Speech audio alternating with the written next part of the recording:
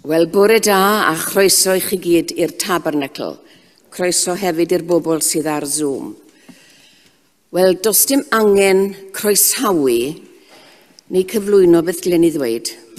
Cyflwyno, sim angen cyflwyno parch Andrew Lenny i ni, ond mae'n hyfryd i'ch croesawu chi nôl. Wy'n cofio Andrew yn dod i'r Tabernacl am y tro cynta. Wy'n hynach na ge, fel ych chi'n gwybod. I'r hen gapel, wy'n cofio chi'n y mewn chi a Rosemary, a eiste jyst ar bwys y pwlpit fyna gyda Llew a Sue James. Oedd y ddau mor falch eich croesawu chi, wy'n cofio'n iawn. A wy'n ni'n meddwl mai diwedd y 70au, ond o'ch chi'n dweud 76.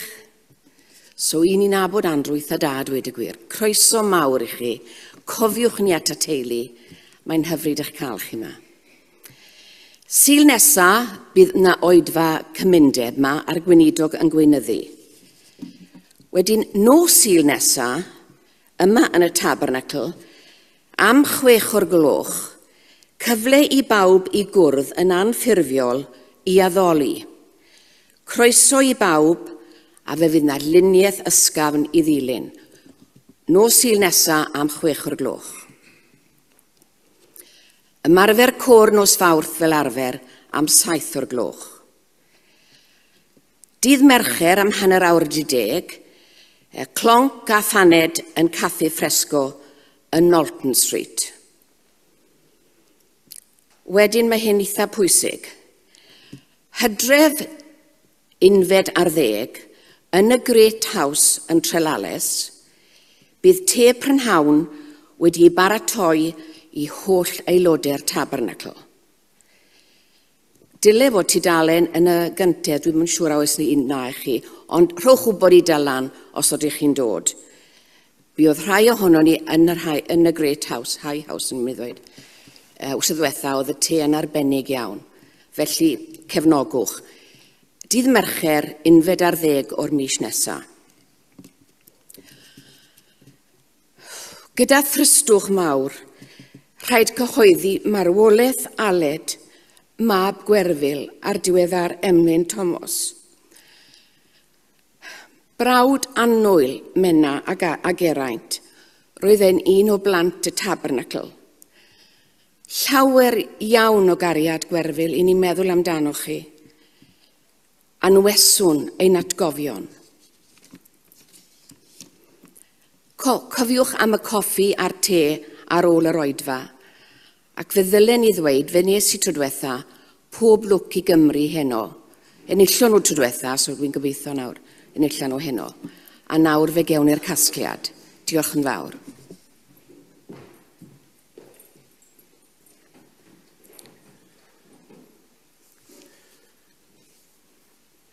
Wel, diolch am y croeso didwyll ac am y fraint o gael bod yma gyda chi unwaith eto. Diolch o galon. Geiriau ein gwaredwr yn ein gwahodd ni. Dewch ata fi bawb sy'n flinedig ac yn llwythog, ac fe rodda fi o'r ffwystra i chwi. Cymerwch fy iau arnoch a dysgwch gennyf oherwydd addfwyn y dwyf a gostyngedig o galon, ac fe gewch o'r ffwystra i'ch eneidiau. Y mae fy iau yn hawdd ei dwyn, am bai chi yn ysgafn. Gweddiwn. Diolch i ti o ddiwein tad. A mae'n denu ni i ddod ger dy fron di o'r newydd y bore hwn. Rwyt ti'n adnabod ni bob yn un ac yn un. Rwyt ti'n gwybod am ein hanghenion personol ni. Rwyt ti'n deall o cheneidiau dwfn ein calonau ni. Cydnabyddwn o dad ein hangen am dy bresenoldeb gyda ni nawr. Ac am brofiad newydd wrth gariad yn yn hymgiledd i ni. Ac ar yr ysbryd glân ein tywys ni i weld rhyfeddo dy gariad a thras, y mywyd a gweinidogaeth yr arglwydd Iesu Grist.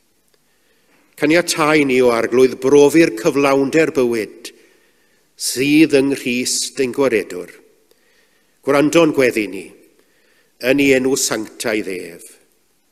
Amen. Ac fe unw ni i ganu yr emyn rhif 271. 271, hyfryd lais efengil hedd, sydd yn galw pawb i'r wledd. Mae gwahoddiad llawn at Grist, oes i'r tlawd newynog trist. Pob cyflawnder yn ddo cewch, dewch a chroeso, dlodion dewch. 271.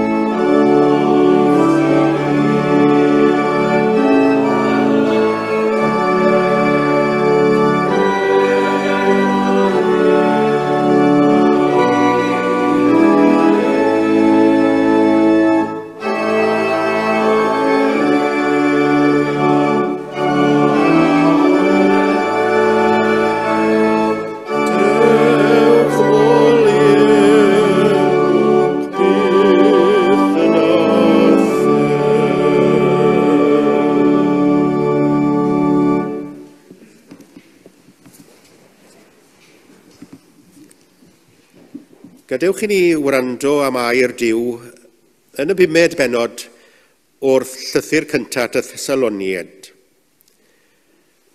Gwyliwch na fydd neb yn talu drwg am ddrwg i neb, ond ceisiwch bob amser les eich gilydd a lles pawb.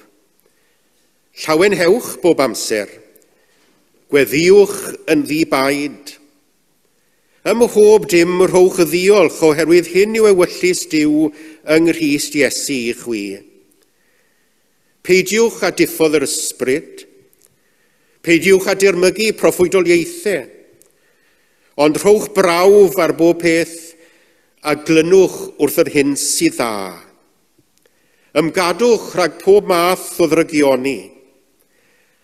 Bydded i ddiw'r tangnefedd ei hun eich sancteiddio chwi yn gyfan gwbl, a chadw eich ysbryd a'ch enaid a'ch corff yn gwbl iach a di-fai hyd ddyfodiad ein harglwydd Iesu Grist. Y mae'r hwn sy'n eich galw yn ffyddlon, ac fe gyflawna ef hyn. Frodyr, gweddiwch dros omninnau. Cyfarchwch y brodyr i gyd a chusan sanctaidd. Yn enw'r arglwydd, parwch ddarllen y llythyr hwn i'r holl frodyr. Gras sy'n harglwydd Iesu Grist, fyddo gyda chwi. Amen. Ac i baratoi yn hunain yn awr i gydweddio, i ni'n mynd i ganu'r emyn rhif 180. Awn at ei orsedd yr asol ef, dyrchafwn lef i'r lan. Mae'n gwrando pob am ddifad gry, mae'n rhoddi nerth i'r gwan. 180.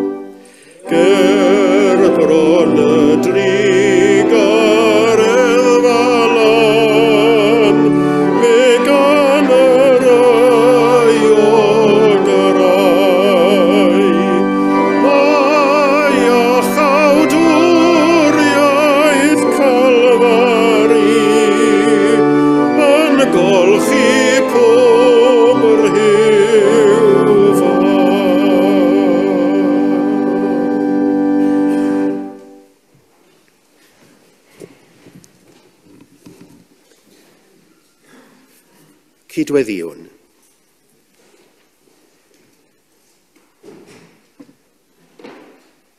Am dawelwn yn dy bresenoldeb sanctaidd o arglwydd. Ac yn arweiniad yr ysbryd lân, cymorth ni agosau ata ti ar lwybr gweddi. Wrth weddio byddaf yn siarad â Duw. Wrth wrando bydd Duw yn siarad â mi. Y mae ef yn bresennol yma agos iawn i'w ef atom ni.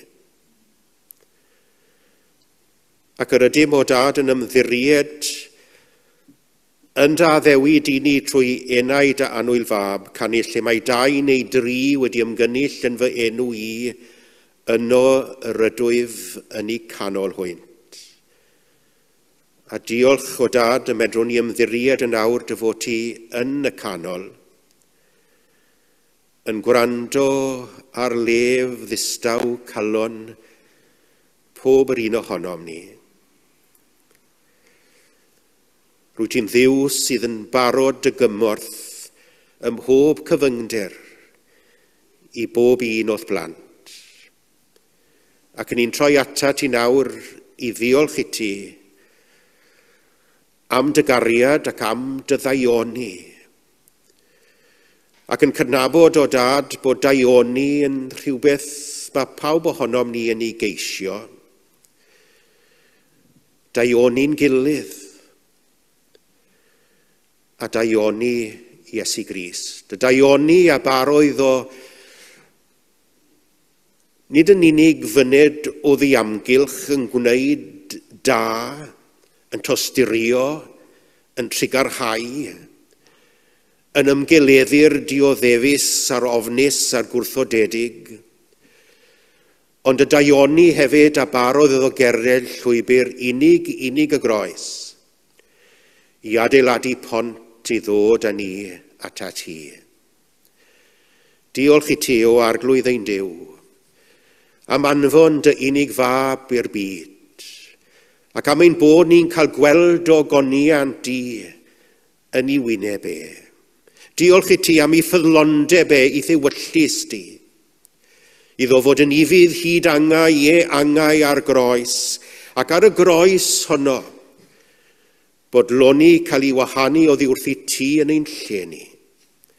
Cyflwyno i fywyd glân a sanctaidd yn iawn am ein hanwireddau ni, a'n pechodau ni. Ac yn ein diolch i ti o Dad, am atgyfodi dy anwyl fab ar fore'r trydydd dydd, yn brawf dy fod ti wedi derbyn i aberth iawnol drosom ni. Ac mae hynny o arglwydd ein Duw yn lawenydd dwfn yn ein calonau ni. Yn ein cyflwyno ger dyfrond i nawr, deulu'r eglwys yma yn y Tabernacl. I ni'n cyflwyno pob teulu yn unigol o arglwydd, mewn gwahanol amgylchiadau. I ni'n gofyn ar ei ti gysgodin dyner iawn, dros y galarus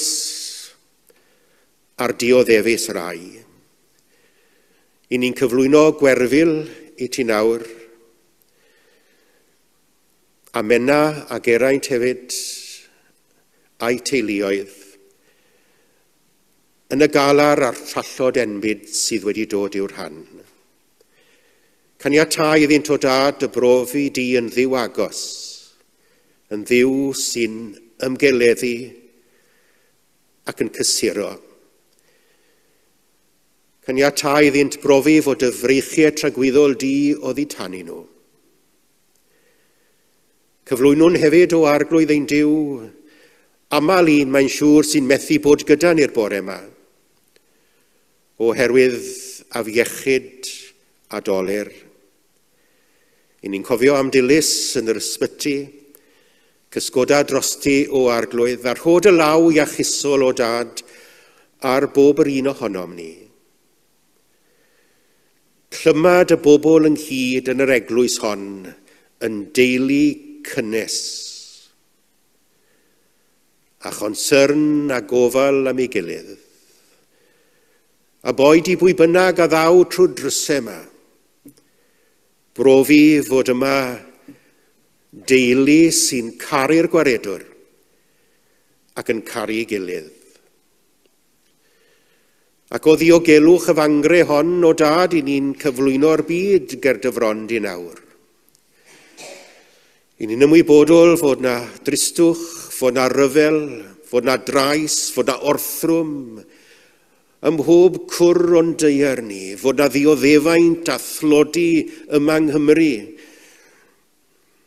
Gwared ni rhag myned o'r tu arall pan fod na gyfle i ni fod o gymorth i arall, pan fod na gyfle i ni gyfrannu'r banc bwyd. Ac ni'n ymwybodol o Dad o sefyllfaoedd yn bydus iawn sydd y tu hwnt i'n profiad ni mewn gwledydd fel y Iemen. Ac ni'n diolch i ti fod prosiectau cymorth Cristnogol yn cael eu cefnogi yn yr Iemen yng nghanol y newyn a'r dioddefaint a'r anghenion dybryd. Trigarcha o arglwydd. I ni'n cyflwyno'r sefyllfa yn Libia i ti, yn Sudan, yn Morocco, lle mae yna ddioddefaint yn y byd heddi. Diolch i ti o Dad am bawb sy'n arwyddo cymod a brawdigarwch a heddwch. A diolch i ti ein bod ni drwy wahanol elusennau yn medru estyn dwylo cymorth dros y môr. O arglwydd ein Duw, i yn dy ddwylo di, i ni am gydnabod y benarglwyddiaeth di, a'r sicrwydd na all dim yn y pen draw ein gwahanu ni oddi wrth dy gariad yng Nghrist Iesu. O Dad, gwrando'n gweddiau personol ni nawr. Gwrando'n gweddi ni fel cynulleidfa, bendithia ni a maddau'n pechodau. Yn enw'r Crist byw. Yr hwnna'n dysgon ni pan weddiom i ddywedyd, ein tad, yr hwnnwyt yn y nefoedd, sancteiddiau'r dy enw, deled dy urnas, gwneler de wyllus, megis yn y nef, felly ar y ddeiar hefyd. Dyro i ni heddiw ein bara beunyddiol, a madda i ni ein dyledion, fel y myddeiwn ninnau i'n dyledwyr. Ac nac arwain ni brofedigaeth, eithir gwared ni rhag drwg, can ei seiddo tiwr deyrnas, a'r nerth a'r gogoniant, yn oes oesoedd. Amen.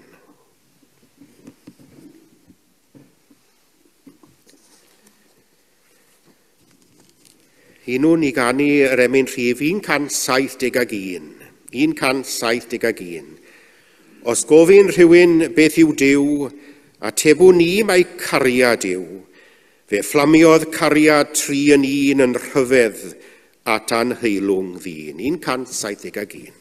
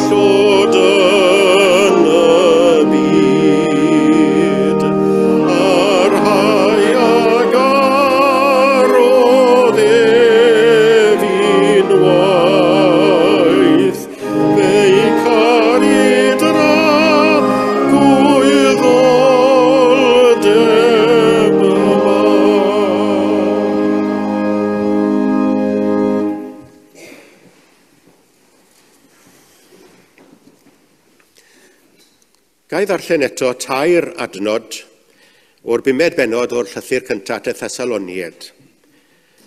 Llawen hewch bob amser, gweddiwch yn ddibaid, ym mhob dim rhowch ddiolch, oherwydd hyn yw wyllus Duw yng Nghrist Iesu i chwi.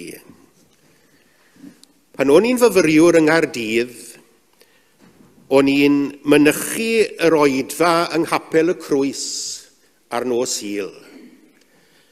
Rhai ohonoch chi'n dyfalu wel beth o'n i'n neud gyda'r Methodistiaid. Gai weithio chi. O'n i'n mynd yno achos oedd wedjen da fi'n byw yn yr un stryd ar capel. A lle bod chi'n dyfalu rhagor nawr, fe ddath hi'n wraig i fi maes o law, a fe ddes i hi gyda fi yma i'r Tabernacl. Y parchedi Cynwyl Williams oedd y gweinidog, oedd e newydd i sefydlu yno. Ac fe fydde fe bob amser yn gorffen y darlleniad o'r ysgrythyr gyda'r geiriau, boed bendith Duw ar yr rhan bwysig yna o'r oedfa. A mae darlleniad o'r ysgrythyr yn ganolog ym mhob oedfa, oherwydd mae Duw drwy'r ysgrythyr yn siarad â ni. A mae darlleniad o'r ysgrythyr yn hawlio gwrandawiad astyd. Oherwydd mae Duw yn addo bendithio'r rhai sy'n gwneud beth mae ei air yn ei ddweud. Mae darllen y Beibl neu wrando ar y Beibl yn cael ei ddarllen heb weithredu yn ôl i gyfarwyddiadau, yr un peth am mynd i gaffi a bwyta'r fwydlen ac anwybyddu'r pryd bwyd. Fe ddwedodd Iago, cyfieithiad Beibl.net, gwnewch beth mae Duw'n ei ddweud, yn lle dim ond clywed y neges a gwneud dim wedyn. Mae Duw'n bendithio'r rhai sy'n ifydd i orchmynion yn ei air. Ceir 3 gorchymyn yn ein testun ni, i ni fod yn llawen bob amser i ddal ati i weddio ac i ddiolch pa beth bynnag yw ein sefyllfa ni. Ac i ni wneud hyn, a mae dyma yw ewyllus Duw yng Nghrist Iesu i chi a fi. Llawen hewch bob amser. Wel, dyma i chi o'r chymyn amhosibl i fyddhau iddo fe. Os yw hyn yn golygu bod rhaid i ni fod yn siriol bob amser ac nad i ni byth i deimlo'n drist. Nid oedd yr arglwydd Iesu na'r apostol Paul yn hapus bob amser. Mae'n ddiddorol nodi mae'r adnod fyra yn y Testament Newydd Groeg yw llawen hewch bob amser. A'r adnod fyra yn y Testament Newydd Cymraeg yw yr Iesu a wylodd. Wrth iddo wynebu'r groes, gweddiodd Iesu, medde awdur y llythyr at yr Hebreaid, gyda llef uchel a dagrau. Cofio'r arglwydd Iesu yng Ngar Gesemane, a wna awdur y llythyr at yr Hebreaid. Yno yn yr ardd fe deimla Iesu dristwch a thrallo dwys, ac mae Luc y meddyg yn cofnodi, gan gymaint a yng roedd yn gweddio'n ddwysach ac roedd ei chwys fel dafnau o waed yn diferu ar y ddeiar. A mae meddygon yn cadarnhau bod gwaed yn medru diferu neu chwysu drwy'r croen pan yw dyn o dan bwysau dychrynllyd. Wel, ni wnaeth neb wynebu pwysau na stres cyffelib i'r hyn wynebodd Iesu yn noson honno. Fe wnaeth yn ddios chwysu gwaed wrth feddwl am y pechod a fyddai ef na wybu bechod ar fi'n ei ddwyn arno'i hun. Roedd Iesu ar fi'n derbyn cwpan digofaint Duw yn erbyn pechod yn cael ei arllwys arno digofaint i ni yn ei heiddi. Ac wedi cyfnod o 2 awr mwy na thebyg, terfynodd Iesu i weddi wrth ddweud, fy nhad, os yw'n bosibl, boed i'r cwpan hwn, boed i'r dioddefaint hwn, fynd heibio i mi, ond nid fel y myna fi, ond fel y myni di. Gweddio mae mewn gwirionedd ar yr boen gyrraedd i bwrpas, sef trwy ei ddioddefaint y byddai'n adeiladu pont i ddod â ni at Dduw wedi'n golchi yn ei waed a'n gwisgo a'i lendid a'i gyfiawnder ef. Cof am y cyfiawn Iesu, y person mwyaf hardd a'r noswaith drom a nesmwyth bu'n chwysu yn yr ardd, a'i chwys yn ddafnau cochion yn syrthio ar y llawr, bydd canu am ei gariad i dragwyddoldeb mawr. Dywed Paul amdano hun ei fod dan dristwch, ond bob amser yn llawenhau. Ac roedd bywyd yn andros o anodd iddo fe. Doedd e ddim yn mwynhau'r iechyd gorau, a fe ddioddefodd eredigaeth enbyd am ei fod e'n Gristion. A mae bywyd, fel i ni'n gwybod yn iawn, yn medru bod yn anodd iawn iawn ar adegau. A mae yna rai, wrth gwrs, yn ei chael i'n anos nag eraill. A dyna pam y dywed y Beibl fod na amser i wylo ac amser i chwerthin. Ac eto, mae'r Cristion yn feddiannol ar yr hyn sy'n peri llawenydd iddo bob amser. O'i gadwynau yn y carchar yn Rhufain, fe sgrifennodd Paul lythyr at Gristnogion Philippi, gan ddweud wrthynt llawen hewch yn yr arglwydd. Fe dywedaf eto llawen hewch. Yr ymadrodd yn yr arglwydd yw'r allwedd. Caiff y sawl sy'n credu yn yr arglwydd Iesu a thrwy ras yn ei dderbyn fel ei waredwr ei ddwyn i undeb â Christ, i berthynas real a byw ag e. Ac i ni'n cael yn dwyn i undeb â Christ y foment, yr ydym yn ymddiried ynddo i'n hachub ni rhag barn Duw, yr ydym ni'n ei heiddi oherwydd ein pechod. Fe ddywed Paul am Christ, a cyfeithiad Beibl.net, fe sy'n yn gwneud ni'n iawn gyda Duw. Mae'n ein gwneud ni'n lan ac yn bir, ac mae wedi talu'r pris sy'n ryddhau ni o afel pechod. O dderbyn gweinidogaeth Iesu drosom ar y groes, i'n cyflwyno ni'n lan ger bron Duw, fe ddaw'r ysbryd glân i weithio yn ein bywydau ni. Ac un ffrwyth mae'r ysbryd glân am ei feithrin ynom yw llawenydd. Mae yna nifer o bethau yn gyfrwng llawenydd i'r Cristion, ac i'w chlaw pob dim medrwn lawenhau bob amser ein bod ni fel credinwyr yn rhannu yn y maddeuant sy'n eiddo i ni yng Nghrist Iesu. Un agodwyd i'r weinidogaeth yng Ngwernogle, ger llawn hartre i oedd y parchedig Silin Ifans, a bu'n weinidog yn Siloa Aberdâr am dros 20 mlynedd. A mae Silin yn sôn am un o gymeriadau lliwgar Aberdâr, Will Dick o'r Patch. A fe ddwedodd Will wrth Silin i noson, byswn ni'n dod i'ch capel chi pe bysau gwell dillad â fi. Ymhen deuddydd roedd Silin chwarae teg iddo fe wedi dod o hyd i well dillad, i Will wedi sicrhau siwt newydd iddo fe. A byth oedd hi ar hynny roedd Will yn ei le yn yr Oedfa, bob Sul yn Siloa, a'i wyneb yn lanach a'i wisg yn fwy trefnus nag arfer.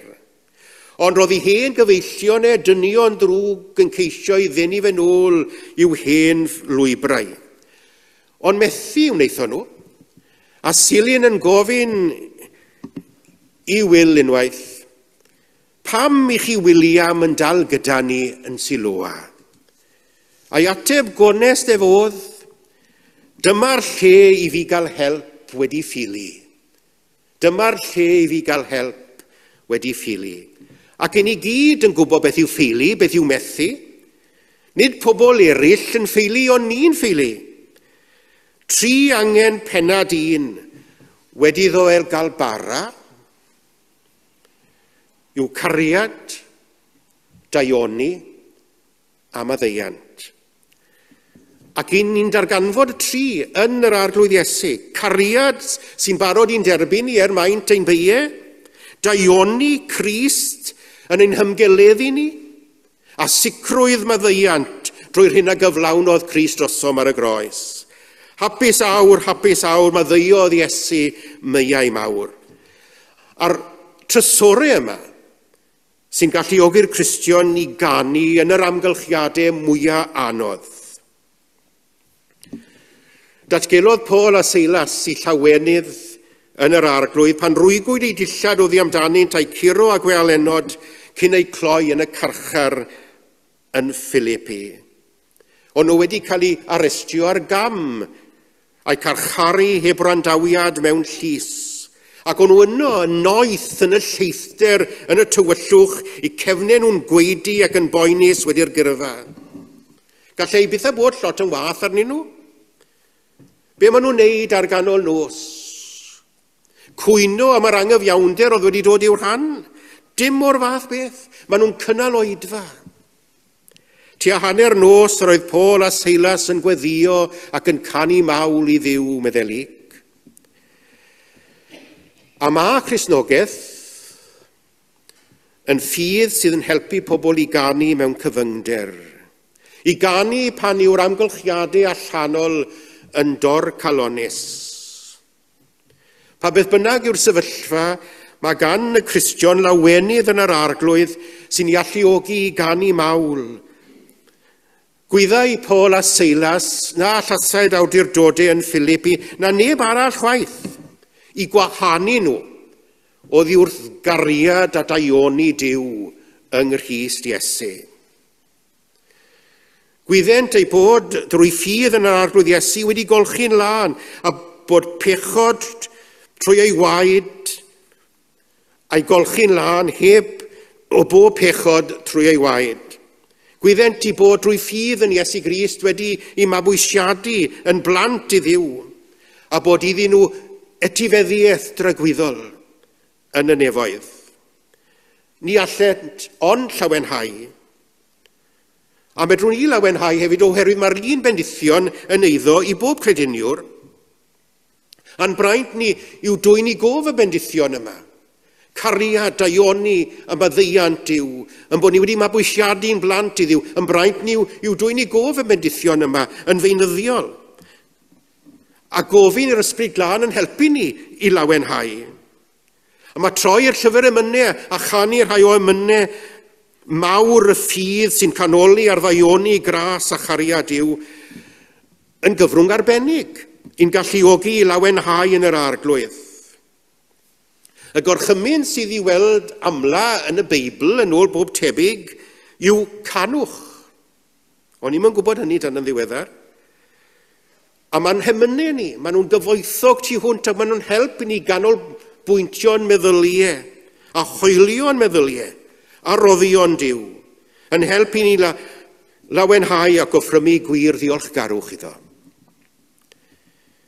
Yn ail, gweddiwch yn ddibai, daliwch ati i weddio. Cyfeillach ymwybodol a Duw yw gweddi. Gallwn ni ddim a esbonio gweddi. Mae tu hwnt i ddiffiniad dyn. I ni'n cael yn hunain mewn pob math o helbulon yn fynych iawn wrth ddibynnu ar yn doethineb ac ar ei nerth ni'n hunain. Fe ddwedodd William Barclay pan yw dyn yn rhoi'r gorau weddio, mae'n amddifadu hun o nerth yr holl alluog Dduw. A mae Paul yn rhoi pwyslais mawr ar weddi ym mhob un o'i lythyron ymron ac yn annog y ffyddloniad i weddio. Mae gweddi yn cysylltu chi a fi a nerth Duw. Perthynas yw gweddi, nid defod, sgwrs a'n tad nefol y Duw. Mae ambell un am ddweud, wel, dyw gweddi'n gwneud dim byd i fi. Wi fel se ni methu cyrraedd Duw. Dwi'n yn teimlo bod neb yno. Wel, mae rhaid gofyn i berson felly yn wyledd ac yn ostyngedig, os yw e wedi cydnabod yr angen am Iesu Grist y gwaredwr. Ydy wedi cydnabod i fod yn bechadur ac mewn angen am faddeiant. Mae pechod ac amarodrwydd i gyffesu pechod yn creu barier, yn creu canolfur rhwng dyn a Duw. Rhaid cydnabod angen am faddeiant a derbyn mewn edifeirwch a ffydd aber Crist drosom ar y groes. Mewn edifeirwch a ffydd yn unig y medru'r nesau at Dduw ar hyd llwybr gweddi. Mae gweddi yn cysylltu dyn a nerth Duw a gofal Duw. Mae gweddi'n dod â ni yn agos at Dduw. Ac yn ein gwendid personol mae gweddi'n gynhaliaeth ryfeddol i ni. Life is fragile, meddai rhywun, handle it with prayer. Mae'n hemynwyr ni, maen nhw'n adnabod i tad nefol, llef yr isel ni ddirmygu, clywi o cheneidia i'r tlawd meddai meigant. Pan o'n i'n weinidog ifanc yn dyffryn y ceirau, yr ail emyn bob bore Sul, yw'r ail emyn ni wedi ganu'r bore yma. Awn at i orsedd yr asol ef, dyrchafwn lef i'r lan, mae'n gwrando pob am ddifad gry. Be sy'n dod wedyn? Mae'n rhoddi nerth i'r gwan. Mae'r gweddiwr didwyll yn gwybod bod hynny'n wir. Ac mae'r bendithion a ddaw i'w ran wrth iddo weddio yn ei lenwi a mawl a diolchgarwch. Dyw ddim yn syndod fod Paul yn ein hannog ni, daliwch ati i weddio. Ei nerth a rydd yn ôl y dydd, meddai Emyn Ben Davies. Ond cofiwch, y sawl sy'n gofyn, sy'n derbyn. Mae rhaid gofyn, mae rhaid ymostwng i brofi'r nerth hwnnw. Ac wrth ein hannog, dywed Paul wrth y Colosiaid, parhewch i weddio'n ddyfal yn effro ac yn ddiolchgar. Ac i ni'n dod at y trydydd gwrchymyn. Ym mhob dim rhowch ddiolch. Dyw Paul ddim yn dweud cofiwch diolchwch am bopeth, dyw yn dweud hynny o gwbl. Ond ym mhob dim rhowch ddiolch. Dyw i ddim yn realistig i ddiolch am bopeth. Ac fel i ni'n gwybod yn iawn, o brofiad bywyd ar adegau, mae pethau dychrynllid yn wedi dod i'n rhan ni. Ond hyd yn oed ar y dydd tywylla, mae yna fendithion i ni ei cyfri.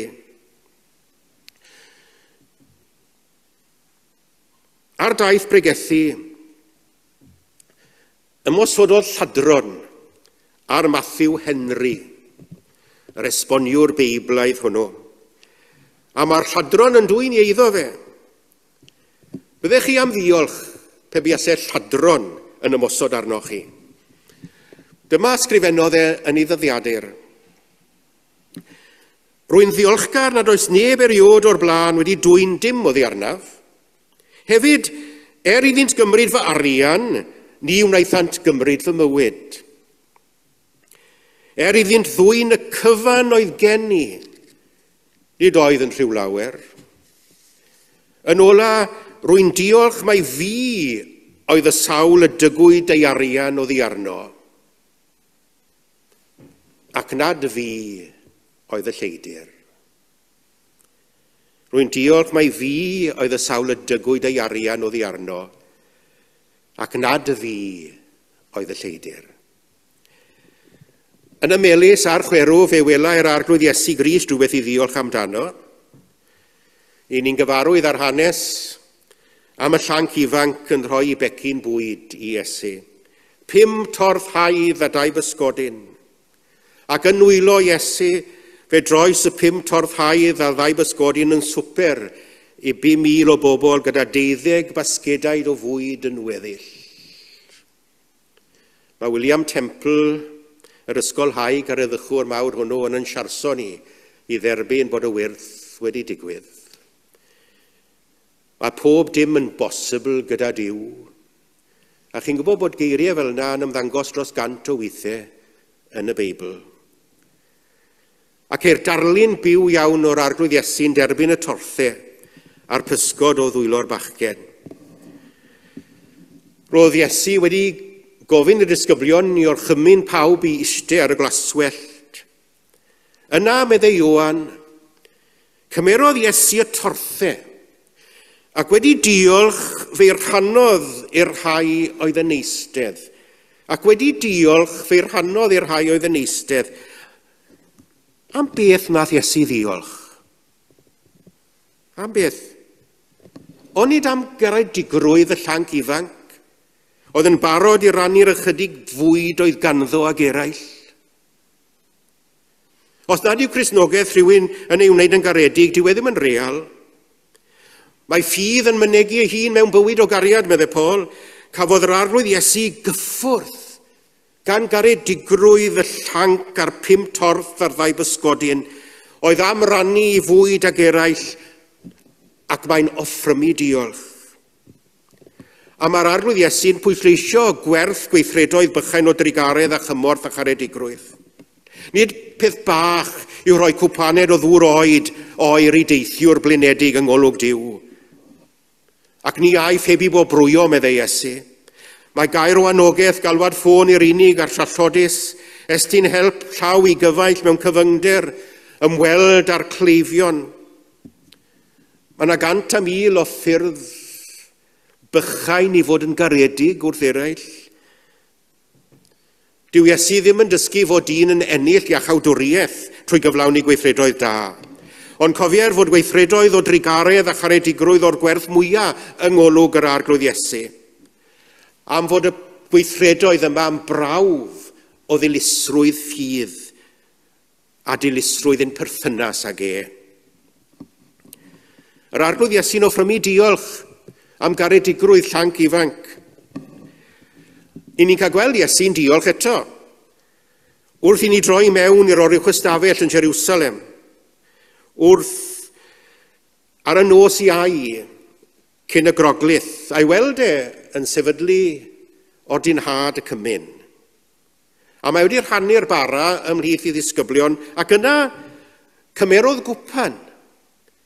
Ac wedi diolch, fe rhoddodd iddynt gan ddweud, yfwch ohono bawb, oherwydd hwn yw fy ngwaed I, gwaed y cyfamod a dywelltir dros lawer maddeuant pechodau. Ac wedi diolch. Am beth oedd e'n diolch tro mate? Oedd ar fi'n wynebu chylltra croesoelio, ac ar y groes honno bydde fe'n cael ei wahanu oddi wrth ddiw yn ein lle ni, wrth dderbyn ein pechod ni a chondemniad Duw a'r bechod arno hun. Am beth oedd e'n diolch? Gwydda Iesu am y maddeuant, y llawenydd a'r gobaith,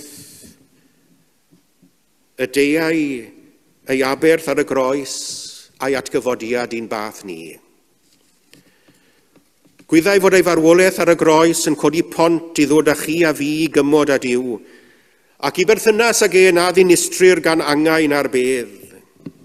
Nid diolch am y dioddefaint a ddeiau yw ran a wnaeth Iesu, ond diolch am yr hyn fyddai ei dioddefaint yn ei gyflawni, a'r llawenydd fyddai hynny'n ei ddwyn iddo o weld yr rhai sydd wrth gredu ynddo a derbyn ei aber drostynt wedi hachub o gosb I pechod ac I gymod a Duw. Ym mhob dim rhowch ddiolch, ffordd Iesu Grist, diolch ym mhob dim. Roedd Iesu'n ymddiried yn newidad, yn ymddiried y bydde Duw yn troi I ddioddefaint yn fendydd I bechaduried, yn derbyn I aberth iawnol drostom. Mae diolchgarwch ac ymddiriedeth yn glwm yn ei gilydd. Os un ni'n ymddiried yn Duw, os un ni'n trystio Duw, fe fyddwn ni'n ddiolchgar. Os nad un ni'n ddiolchgar, wel, di ni ddim yn ymddiried. Os un ni'n grwgnach ac yn cwyno, di ni ddim yn ymddiried. Mae angen ni trwy weddi, trwy ddarllen y Beibl, trwy oedfa syml fel hon, trwy rannu profiad a Christnogion eraill, feithrin a chlyfhau ein hymddiriedeth yn Duw. Yn yr Hen Testament, ni'n cael hanes Habacuc yn cynnal cwrdd diolchgarwch heb gynheia. Chi'n gyfarwydd ei eiriau fe, siwr o fod. Nad yw'r ffigysbren yn blodeuo, ac nad yw'r gwynwydd yn dwy'n ffrwyth, i'r cynheia fo olew balli, ac nad yw'r meisydd yn rhoi bwyd, i'r praidd arfod o'r gorlan, ac nad oes gwartheg yn y beidau, eto llawen ychaf yn yr arglwydd, a llawen haf yn niw fe iachawdwriaeth. Y proffwyd yn diolch i'r cynheia felly. Fe ddysgodd Habacuc nad baich i'w gario'n flinderus oedd ei ffyddau, ond mae ei ffyddau, pan oedd popeth arall yn methu, oedd ei gynhaliaeth e. Cynhaliodd gwrdd diolchgarwch heb gynheia ac iddo golli popeth ymron, ymaflodd yn yr un peth hwnnw na allai'r tywydd mwyaf stormus I am ddifadu fe ohono, sef I berthynas â Duw. A mae'n gorfoleddu ynddi, ac mae'n torri mas I ganu'n orfoleddus. Mae yna destun diolch bob amser. Tair blynedd ar 10 cyn I droedigaeth, pan oedd John Wesley yng Ngholeg Crist yn Rhydychen, fe gafodd sgwrs sy'n diwrnod ar Porter. Esboniodd hwnnw iddo fod I ddealltwriaeth o'r ffydd Gristnogol yn anigonol.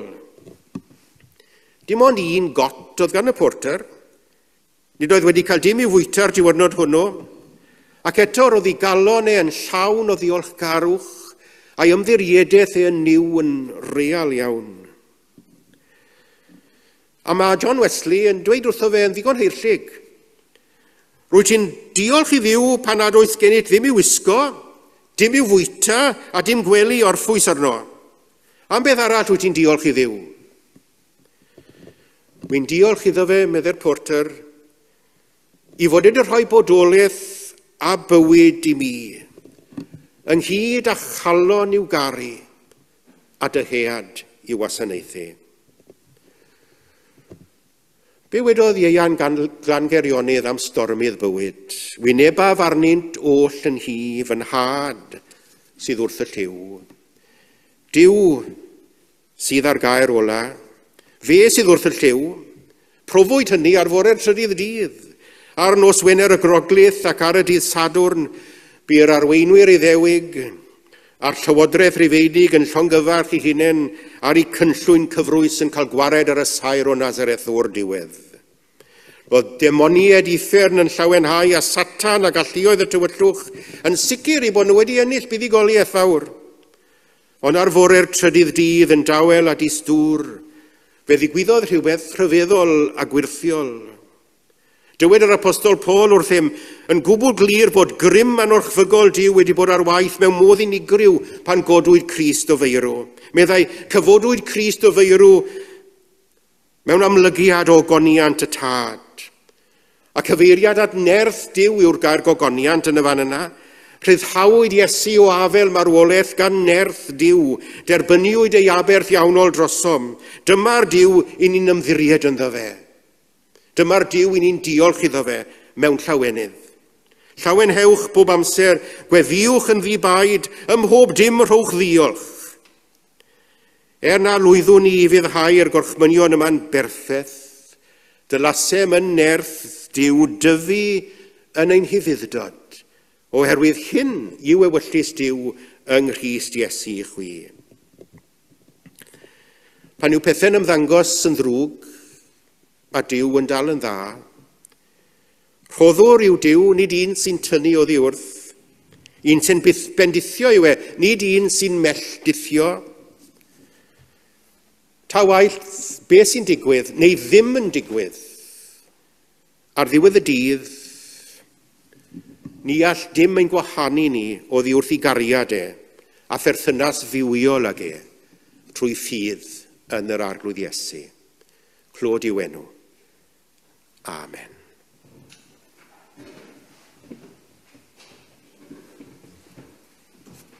Ac I ni mynd I derfynu'r Oedfa wrth ganu un o fy hoff emynau. Maen nhw'n eiriau cyfoethog iawn.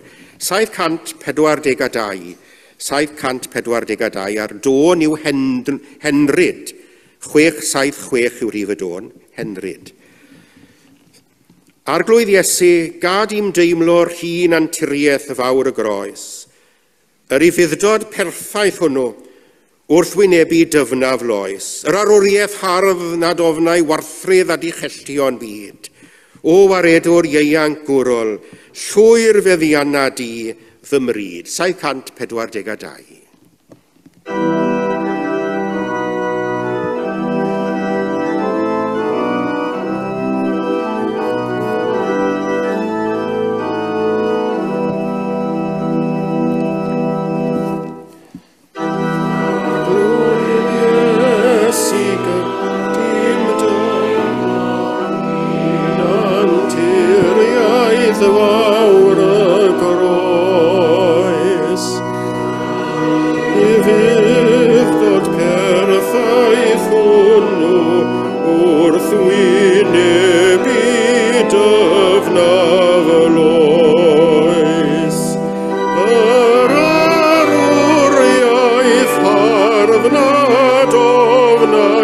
War ffrydd